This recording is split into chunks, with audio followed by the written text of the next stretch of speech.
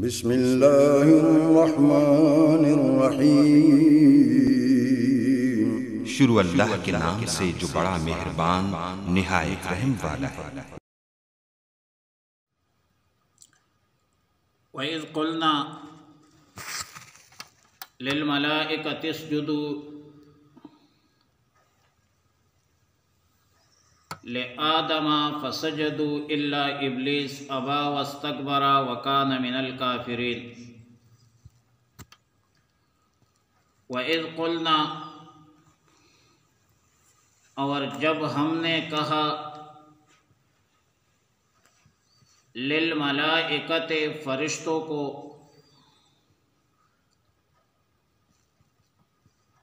اسجدوا لآدم کہ سجدہ کرو آدم علیہ السلام کو، فسجدوا، پھر سب فرشتوں نے سجدہ کیا، الا ابلیس، مگر شیطان نے نہیں کیا، ابا، انکار کیا، واستکبر، اور تکبر کیا، وکان من الکافرین، وصار من الکافرین، اور ہو گیا کافروں میں سے۔ یہاں پر ایک اہم سوال ہے کہ فرشتوں کو حکم کرنا کہ آدم علیہ السلام کو سجدہ کرو،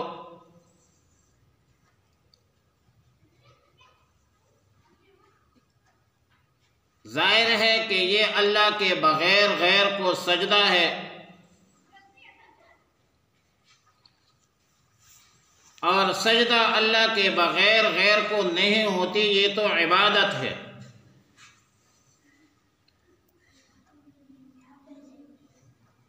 اللہ کے بغیر غیر کی عبادت شرک فی العبادت ہے۔ ایاک نعبد اور توحید کے منافی ہے۔ ظاہر ہے کہ توحید دین کے اساس اور بنیاد ہے۔ توحید تو اصول دین میں سے ہے۔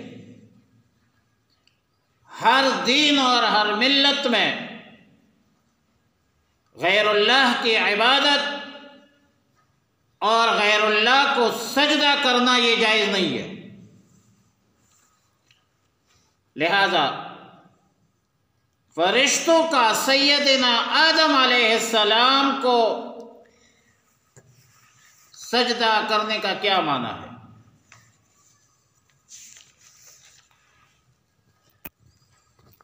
جواب یہ ہے کہ یقیناً اللہ کے بغیر غیر کی عبادت اور غیر اللہ کو سجدہ کرنا کسی بھی دین، ملت و مذہب میں جائز نہیں ہے۔ لیکن یہاں پر سیدنا آدم بمنزلہ کعبہ ہے،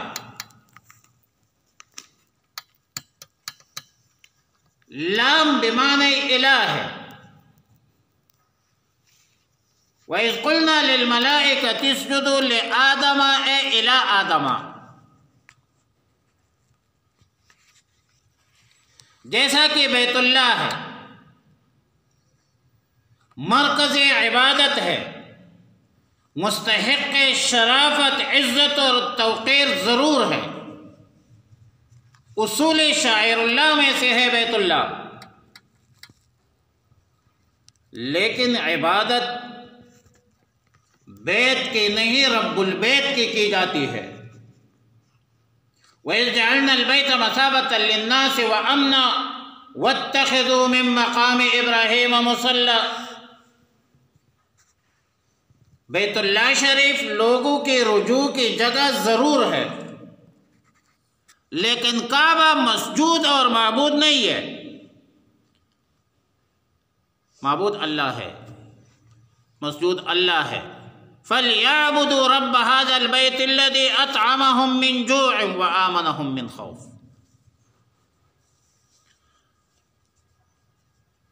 علامہ آلوسی رحمہ اللہ تعالی فرماتے ہیں کہ سیدنا آدم علیہ السلام کو فرشتوں کا سجدہ شرعی نہیں تھا، بلکہ وہ سجدہ لغوی تھا، صرف عجز انکساری کا اظہار تھا۔ وقیل المعنى اللغوی ولم يكن فيه وضع الجباہ بل كان تذلل وانعقاد كذا في روح المعانی۔ سجدہ تو اس کو کہتے ہیں وضع الجبہۃ علی الارض، زمین پر پیشانی رکھنے کا نام سجدہ ہے۔ علامہ آلوسی فرماتے ہیں کہ یہاں پر وہ سجدہ نہیں تھا، ایک عجز انکساری کا اظہار تھا۔ امام اہل سنت حضرت الاستاد مولانا سرفراز خان صفدر رحمہ اللہ تعالی رحمتا واسعہ فرماتے ہیں کہ یہ سجدہ تعظیمی تھا، اور سجدہ تعظیمی آدم علیہ السلام سے لے کر سیدنا عیسیٰ علیہ السلام تک جائز تھا اور تمام شرائع میں جائز تھا۔ فَخَرُّوا لَهُ سُجَّدًا آیا ہے، اور یہ بات تفسیر ابن کثیر نے بھی لکھی۔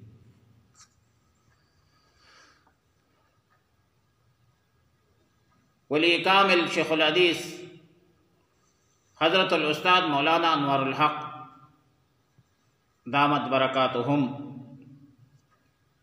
ہم نے جلالین پڑھا ہے، ان سے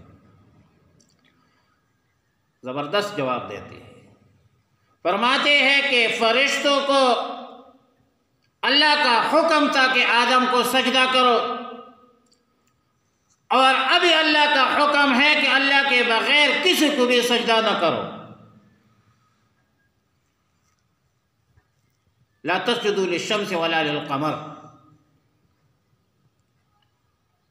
فرمایا کہ ہم اللہ کے حکم کے تابع ہیں۔ پہلے وہ اللہ کا حکم تھا اور اب بھی اللہ کا حکم ہے، بات ختم، تعویلات کی کوئی ضرورت نہیں ہے۔ ابا واستکبر وکان من الکافرین، ابا انکار کیا، واستکبر اور تکبر کیا۔ ابا اس انکار کو کہتے ہیں جو بلا عذر ہو، اور اعتذار اس انکار کو کہتے ہیں جس میں عذر ہو۔ مطلب عذر، معذرت، جس کو پشتو میں کہتے ہیں، اردو میں بھی معذرت کہتے ہیں، فارسی میں۔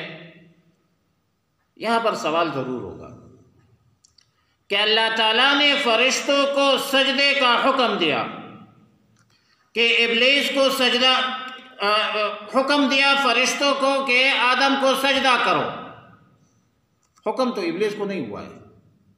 وَإِذْ قُلْنَا لِلْمَلَائِكَةِ اسْجُدُوا لِآدَمَ فَسَجَدُوا إِلَّا إِبْلِيسَ، حکم ہے فرشتوں کو، معطوب ہے ابلیس اللعین۔ ابلیس اللعین تو فرشتوں میں داخل نہیں، بلکہ وہ تو جسم ناری ہے، کان من الجن ففسق عن امر ربہ، لہذا جب ابلیس فرشتوں میں داخل نہیں تو ابلیس زیر عتاب کیوں ہے؟ پہلی بات تو یہ ہے کہ فرشتے کی تعریف یوں ہے کہ جسم نوری یتشکل باشکال مختلفہ، ایک نورانی جسم ہے جو مختلف شکلوں میں تبدیل ہوتی رہتی، اور جن کی تعریف یہ ہے جسم ناری یتشکل باشکال مختلفہ، آگ کی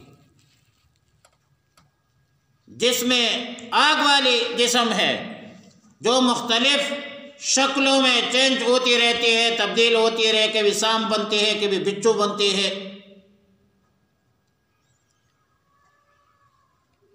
اب جواب یہ ہے کہ سجدہ پر ابلیس بھی مامور تھا، یہ حکم ابلیس کو بھی ہوا تھا، چونکہ ابلیس کا اختلاط تھا فرشتوں کے ساتھ۔ ابلیس فرشتوں کا ہم محفل ہم مجلس تھا۔ اور سورہ اعراف پارہ نمبر 8 آیات نمبر 12 فرمایا کہ قال ما منعک الا تسجد اذ امرتک، جب آپ کو حکم ہوا تھا تو آپ نے سجدہ کیوں نہیں کیا؟ کس چیز نے منع کیا کہ آپ نے سجدہ نہیں کیا جب تمہیں حکم ہوا اذ امرتک؟ تو معلوم ہوا کہ اس کو حکم ہوا تھا ابلیس کو، بلا وجہ زیر عتاب نہیں ہے۔ یہ علیحدہ بات ہے کہ وللأکثر حکم الکل، اکثریت فرشتوں کی تھی۔ اب ابلیس کے ضلالت اور گمراہی کے اصل وجوہات تو اللہ کو پتہ ہے، لیکن سیاق الکلام سے معلوم ہوتا ہے کہ یہ انکار یا عدم اطاعت حسد اور تکبر پر مبنی تھی، اور یہ حسد بڑی بدبختی ہے۔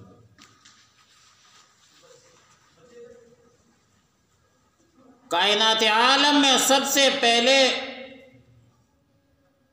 گناہ یہ حسد ابلیس سے سرزد ہوا ہے،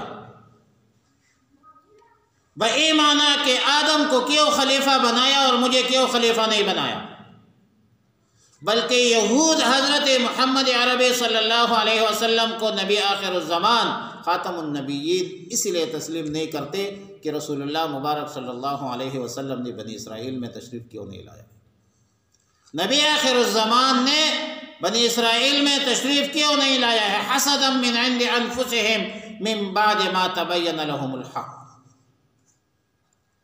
حتیٰ کہ جو جادو ٹونے وغیرہ لوگ کرتے ہیں یہ بھی حسد کی بنیاد پر کی جاتی ہے۔ وَمِن شَرِّ حَاسِدٍ إِذَا حَسَد، بہرحال جب حسد بھی ہو، تکبر بھی ہو، پھر سوال باللم بھی ہو، تو ظاہر ہے گمراہی و بربادی نتیجہ ہوگا۔ ابلیس نے کہا انا خیر منہ خلقتنی من نار وخلقتہ من طین۔